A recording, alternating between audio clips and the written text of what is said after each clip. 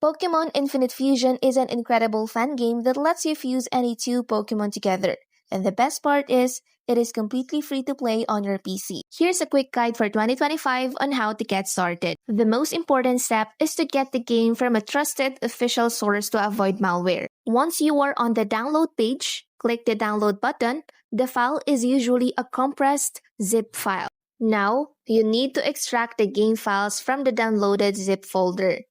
Navigate to your Downloads folder, right-click on the infinitefusion.zip file and select Extract. Choose a destination on your PC like your desktop or your Documents folder and hit Extract. A new folder with the same name will appear, containing all the game files. Open the new folder you just extracted. Inside, you'll find a file named Infinite Fusion Setup. Double-click this file. A black command prompt box might appear for a few seconds. Don't worry, this is normal. It's just the installer setting up the game files and making sure everything is in the right place. Once it's done, it will disappear. The game is now ready to play. To launch it, just double-click the file named game.exe. Since players are constantly creating new fusions and sprites, the game's developers regularly release updates.